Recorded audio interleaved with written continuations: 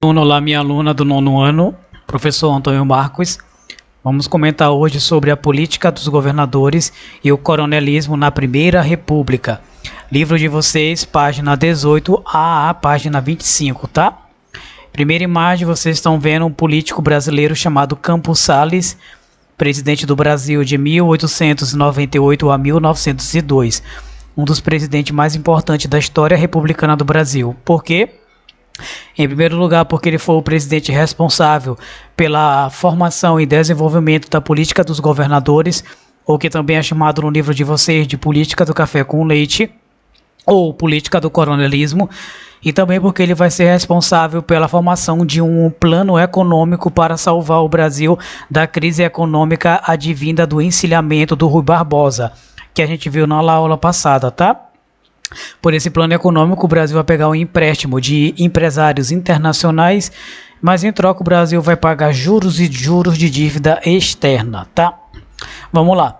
Política dos governadores. O intuito era unir os interesses dos políticos locais, marcado pelas oligarquias estatais da época, juntamente ao governo federal, para assim garantir o controle do poder político. Como é que funcionava? O governo federal concedia poder e liberdade política e ainda benefícios econômicos para as oligarquias estaduais. Em troca, favoreciam a escolha dos candidatos por meio de voto aberto, comandado e manipulado pelos coronéis, os quais representavam a força local. Política dos governadores era uma política, era um acordo feito entre o governo federal e os governos estaduais, em que um não intervia na política do outro. O governo federal dava total apoio aos governos estaduais. Em troca, os governos estaduais garantiam uma bancada forte para o governo federal, a fim de que todas as propostas fossem aprovadas no Congresso Nacional. É um famoso toma lá da cá, tá? Essa é a política dos governadores do Campos Salles. Deu certo? Vai dar certo aí até 1926. Vai ter algumas rupturas, mas no geral vai dar certo, tá? Um não interfere na vida do outro. Professor, isso é tão bom, né? Não vai ter mais briga, né? Gente, por um lado isso é bom, eu não sei. Mas por outro lado isso é ruim, gente, isso daí todo mundo sabe que é. Por quê? Porque você não tem oposição. Quando não há oposição, abre caminho, abre brechas para a ditadura, para regimes autoritários. Não tem oposição aqui. Não tem quem fale mal do governo aqui. Temos que ter oposição. A oposição é importante para denunciar, tá? E quando não há oposição, há uma falsa impressão de que tudo está bem, de que o governo é ótimo, quando na verdade o governo mascara seus erros e corrupções. Aí a política dos governadores não tinha oposição. Nós vamos ver daqui a pouco o que acontecia com a oposição, tá? Política essa desenvolvida pelo Campos Salles. Tal política era complementada pela política do café com leite.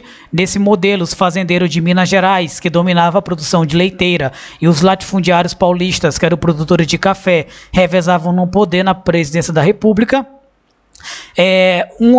De 4 em 4 anos mudava o presidente. 4 anos era um presidente de Minas Gerais, o outro 4 anos era um presidente de São Paulo. Esse era o acordo a nível federal, e a níveis estaduais o governo federal não interferia na política de cada estado, tá? Em troca, os estados não interviu nessa política do café com leite. Minas Gerais era importante também porque Minas Gerais tinha a maior bancada de deputados federais na época. Só lembrando que deputados federais na época, o número de deputados federais era compatível com o número da população, tá? E como Minas tinha uma população muito grande, a quantidade de deputados era maior. Minas Gerais tinha 37 deputados, 37 parlamentares. E aí outra questão, Minas Gerais era importante para qualquer governo na época, porque lá tinha 37 parlamentares. O número de parlamentares interferia muito no peso do Estado. O número de parlamentares ditava como o Estado ia ser tratado a nível federal. Se o Estado tivesse muito deputado, né? O Estado ia ser muito bem tratado, ia ganhar verbas e mais verbas, porque o governo dependia desses deputados para aprovar suas propostas ou para mascarar, esconder as corrupções. A charge que vocês estão vendo políticos de São Paulo e Minas Gerais acima e eles estão prestes a ocupar a cadeira da presidência da República, já que esse era o acordo pela política do café com leite, e abaixo outros estados também querendo a cadeira, o trono da presidência da República, mas só que não podem, porque o acordo foi feito entre Minas Gerais e São Paulo para ocupar a presidência da República. E aí a gente vai entrar na figura do coronel.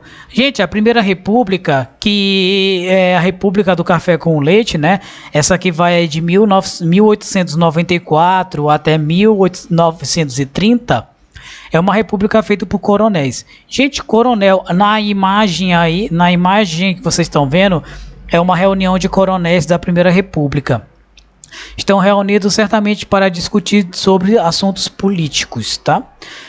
A figura do coronel era muito importante, foi muito importante na Primeira República, porque ele era um agente privilegiado na comunidade. Só lembrando que coronel era um título dado a alguma figura muito importante na localidade. Normalmente era um senhor de terra. Coronel não era muito aqui um título militar, apesar de que alguns vinham de famílias militares. Mas ele poderia organizar e comandar sua própria milícia, que era chamada os capangas, tá?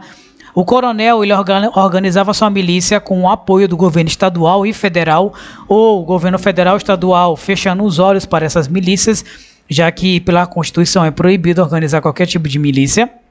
E os capangas entravam em ação quando tinha alguma oposição ao coronel.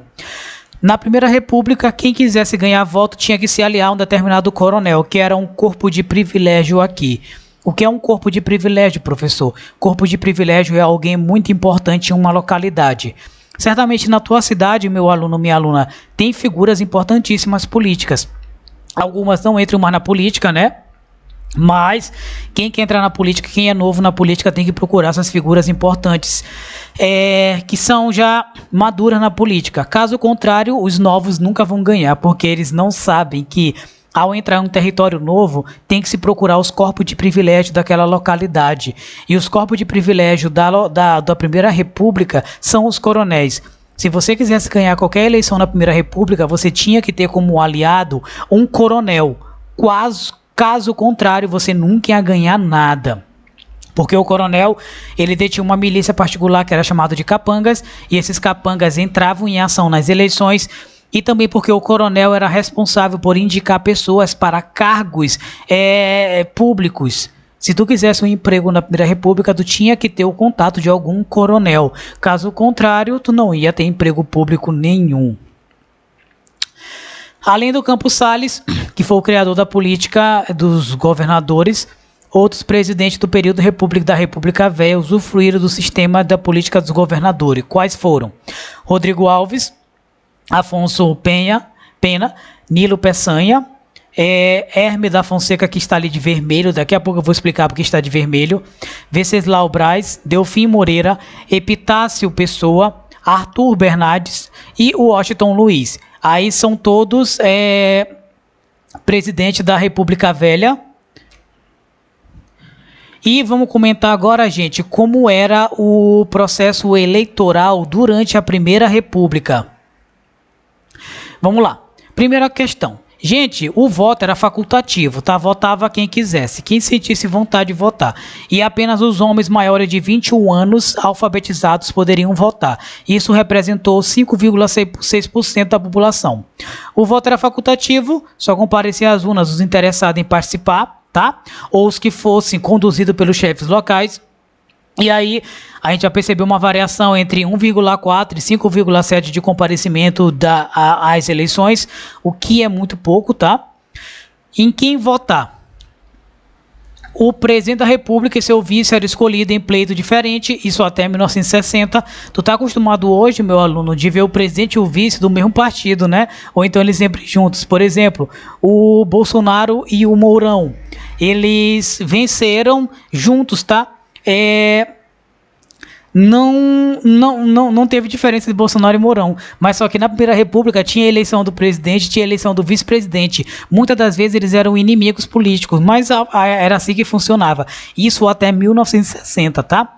O mandato era de 4 em 4 anos, sem direito à reeleição, que a gente já comentou aqui no período passado. E eram eleitos 3 senadores por estado, com mandato de 9 anos. O deputado, por sua vez, eram eleitos por um mandato de 3 anos. E hoje um deputado tem um mandato de 4 anos, tá? Vamos lá. Fraudes no processo eleitoral da Primeira República no Brasil. Olha aí como era a urna eletrônica na época, tá? Aí tu compara com a urna eletrônica hoje, tá? Era um saco, esse saco era facilmente manipulado, tá? Era roubado, era facilmente, tá? Mas era esse saco. E a pessoa depois estava lá, um papel com o nome do seu candidato. Aí você já percebe como era fácil fraudar essa eleição, né? Vamos ver. Primeiro tipo de fraude. Comissão Verificadora dos Poderes. O que era essa Comissão Verificadora dos Poderes? Gente, na Primeira República, a partir do Campos Salles, foi formada uma comissão de 5 parlamentares antigos na casa. A casa que eu falo é Câmara dos Deputados e Senadores. Esses 5 parlamentares tinham o dever de verificar quais parlamentares foram eleitos à base da corrupção. Professor, que bom, né? Seria bom se fosse verdade, né? Mas esses 5 parlamentares, eles na verdade estavam ali para degolar, para tirar de cena todos os candidatos que foram eleitos pela oposição. Todos os candidatos que foram eleitos pela oposição não iam ter o seu diploma validado. Diploma validado é aquele papel que todo candidato ganha para assumir o cargo de vereador, prefeito, senador, deputado, governador, presidente, tá? Sem esse diploma não tem como assumir o cargo. E aí essa comissão verificadora dos poderes era indicada diretamente pelo presidente da República. Aí tu já viu a complicação que tem, né? Quem é desafeto do presidente nunca vai conseguir chegar lá. A pessoa fazia uma eleição limpa, ganhava, mas quando era para ser empossada, a Comissão Verificadora dos Poderes barrava e falava que não, você foi eleita à base de corrupção, você não vai ter direito a esse cargo. A pessoa poderia até entrar com recursos a níveis superiores de justiça, mas só que todos ali estão comprados. Não tem como a pessoa conseguir chegar a nenhum cargo político aqui se você é da oposição. Aí um coronel levando seu candidato, ou seu eleitor a votar no candidato que ele indicou, e ali o capanga dele, né? Segundo, falsificação de documentos para qualificação eleitoral. Falsificação de documentos dependia do falsário. Quem era o falsário? Falsário era uma figura que era muito popular em um determinado bairro e ele falava com as pessoas se as pessoas não queriam vender seus votos, tá? Aí esse falsário adulterava a certidão de nascimento e diploma escolar das pessoas, dos homens maiores de 21 anos que queriam vender seus votos. Essas pessoas normalmente, gente, vendiam seus votos à base de 1 quilo de arroz ou um prato de comer. Nós estamos falando aqui de Primeira República, um momento que o Brasil ainda se vê economicamente muito pobre, tá? E um quilo de carne já era uma forma de você vender seu voto na época. Então, o falsário adulterava certidão de nascimento, pessoas que tinham 18 anos, mas só pode voltar com 21, apareciam lá no dia com 21 anos. E diploma escolar, pessoas lá que não poderiam votar porque eram analfabetos, você lembra da aula passada de quem poderia votar, tá? Analfabetos não poderiam votar, apareciam na hora com diploma escolar totalmente alfabetizado, tá? A certidão de nascimento era um dos objetos visados pelos falsários, porque somente em posse dela que o indivíduo poderia qualificar seu título de eleitor. A Justiça Eleitoral vai tentar mudar essa lei a partir de 1906, pedindo para que a pessoa comprovasse que sabia ler, escrever no dia da votação ou que ela apresentasse sua certidão de nascimento original. Mas só que isso não adiantou muito porque a corrupção estava a nível no judiciário, tá? E quando está a nível do judiciário, significa que a república está doente, tá bom? Vamos lá. 3. Roubando os livros de talões de título de eleitores. Gente, quando você vai votar, você tem que assinar teu nome num livro lá, tá? Um livrozinho que hoje é um livro bonitinho. Na época, esse livro era chamado livro de talão de título de eleitores. Só poderia ser realizada a eleição se tivesse esse livro. Caso contrário, a eleição ia ser cancelada. O que acontece? Quando um coronel percebia que ele ia perder a eleição, ele mandava seus capangas assaltarem esse livro que ia ser entregue pelo correio no meio do caminho. No meio do caminho, os capangas do coronel assaltavam o livro e levavam embora o livro ou queimavam. Não ia ter eleição naquela localidade. E se o da oposição se o da oposição pensou em ganhar um dia ali, não ia ganhar mais. Por quê? Não vai ter eleição, tá? Então, também outra forma de roubar o livro era no dia da votação, simplesmente o coronel chegar com seus capangas na zona eleitoral e no meio todo mundo roubar o livro e ninguém falar nada. Por quê? Porque é o coronel tal chegando com os capangas dele e tal. Quem é que vai levantar a voz contra um monte de homem de espingarda? Ninguém vai levantar a voz, não é? E aí o coronel pegava o livro juntamente com os capangas dele e ia embora e a eleição acabou ali e o candidato da oposição não ganha, tá? Primeira República, a charge da Primeira República, a mulher ali tá, é representante da República e o coronel levando seu eleitor para votar no candidato dele. Caso contrário, o eleitor não queira votar no candidato do coronel, o eleitor vai sofrer penalidades grandes por parte do coronel. E não é só ele, é a família dele inteira. Se alguma das filhadeiras do filho dele for empregado pelo coronel, no outro dia está todo mundo demitido. Fraude no alistamento de eleitores. Tinha uma comissão que qualificava e validava o título de todos os eleitores, homens maiores de 21 anos alfabetizados, tá? Essa comissão qualificava.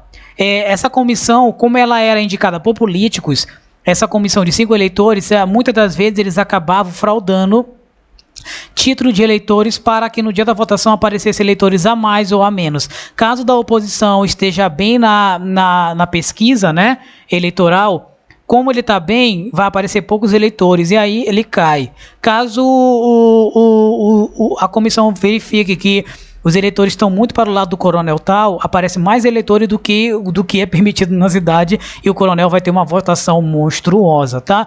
Então, fraude no alistamento de eleitores.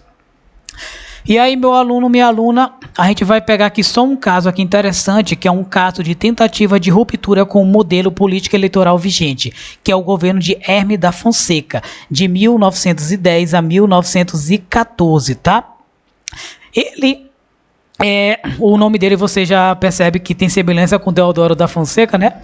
Ele é sobrinho do Deodoro da Fonseca, tá? Ele é marechal também, tá? Mas o Hermes da Fonseca aqui, vamos lá ver. O Hermes da Fonseca, quando ele foi eleito presidente, ele foi eleito à base de uma política que ele chamou de política das salvações. O que acontece? Em 1910 ocorreram as primeiras eleições competitivas da República Velha. Só lembrando que até 1910 quase não tinha campanha eleitoral, porque todo mundo sabia quem ia ganhar, tá? É o candidato da situação, Minas Gerais ou São Paulo. Mas em 1910, Minas Gerais e São Paulo vão romper. Romper por quê? Porque o candidato anterior, quem deveria ter indicado era Minas ou São Paulo. Eles acabaram não entrando em entendimento. E aqui eles vão romper, tá? E aí aparece a figura do marechal Hermes da Fonseca, que era então ministro da guerra, tá?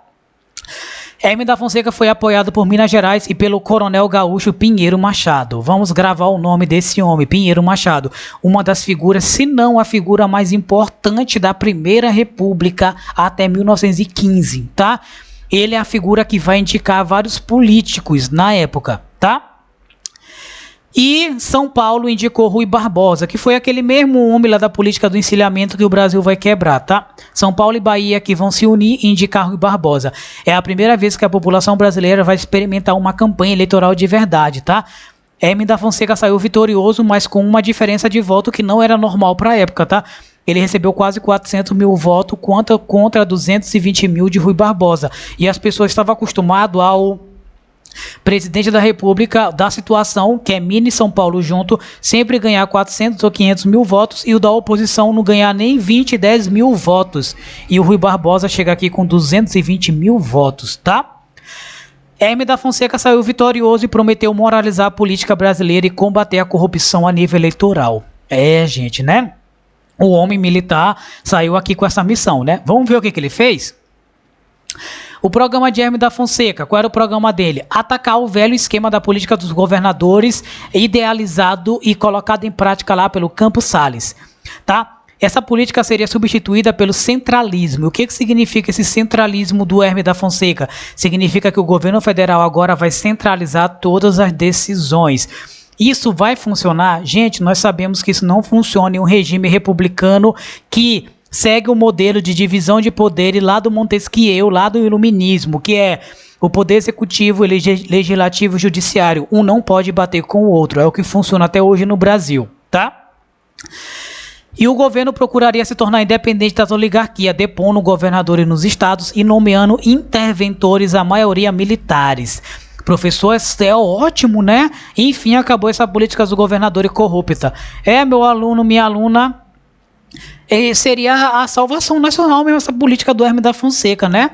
Que contaria também com o apoio de setores militares e da classe média urbana, tá? Em teoria, ele pretendia moralizar o regime, acabar com a violência no campo, provocada por guerra entre coronéis, principalmente em período eleitoral, e dar expressão verdadeira ao voto, que era dirigido pela oligarquia através dos seus currais eleitorais, tá? Que é aquela política do toma lá da cá. Esse era o programa do Hermes da Fonseca, gente, um programa muito bonito na prática, na teoria, né? Acabar com a política dos governadores, acabar com a política do café com leite, acabar com essa política do toma lá da cá, acabar com essa política dos currais eleitorais e, enfim, colocar o voto secreto e o voto verdadeiro aqui para o Brasil. Vamos ver o que aconteceu, né? Vamos lá. Entretanto, o projeto já nasceu com uma grande contradição.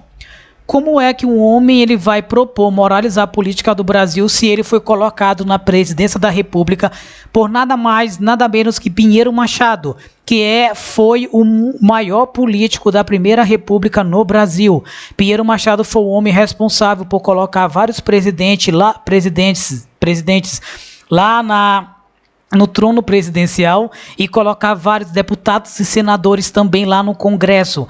Pinheiro Machado foi um político que fez carreira tanto na monarquia de forma militar, já que ele é general, como e principalmente na República, como político, que ele deu voz a várias pessoas, né, politicamente falando, e ele também, juntamente com o Campos Salles, idealizaram a política dos governadores. Como que uma pessoa pretende moralizar a política do Brasil, sendo que ela foi colocada lá pelo Pinheiro Machado, que é o homem que está aqui ao meu lado, tá? Esse bem aí, da imagem. Seu ministro da Fazenda era Francisco Salles, representante das oligarquias de Minas Gerais. Em contrapartida, a pasta da guerra foi entregue ao general Dantas Barreto, que era favorável à intervenção das Forças Armadas na política.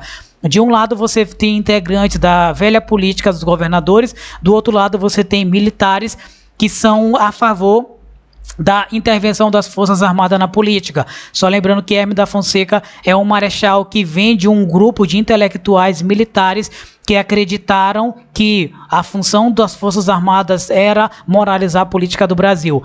Entretanto, Hermes da Fonseca foram colocados lá por Pinheiro Machado. E aí, gente, que fim resultou nisso? Resultou que o projeto do Hermes da Fonseca foi um total fracasso, tá? Vários conflitos regionais ocorreram no Brasil inteiro, tá? Além disso, o governo Hermes da Fonseca foi caracterizado como um dos mais conturbados da história republicana do Brasil. Conflitos para lá e para cá. Hermes da Fonseca não sabia mais o que fazer com a política que ele mesmo criou, que é de salvação nacional. E aí, a partir de 1912, muito em decorrência do falecimento da sua esposa, Hermes da Fonseca deixa de mão essa política e entrega de uma vez por todas todas as questões políticas às mãos do Pinheiro Machado. Pinheiro Machado vai falecer em 1915 por questões pessoais, tá? E o Hermes da Fonseca foi uma tentativa frustrada de moralizar a política do Brasil quando você tende a colocar pessoas da velha política junto com você, tá? Professor, parece uns casos recentes que a gente vê, né? Gente, vê se quando você vê um político ou outro dizendo que vai moralizar o Brasil, a política do Brasil, mas quando você olha para a foto que a pessoa está tirando, vê vários políticos de sistema políticos ultrapassados, tá, corruptos, tirando foto com ele ou ela. E aí você já percebe que aquilo talvez não vai dar muito certo e que aquele discurso de moralizar a política é um discurso vazio, é um discurso líquido, tá? Então, Hermes da Fonseca, mais um militar aqui que não deu certo na presidência da República. E por aqui, gente, a gente fica. A gente vai se encontrar na plataforma e eu espero ter contribuído com mais uma aula com vocês e a gente se vê ao longo da semana, viu? Tchau, gente, até a próxima.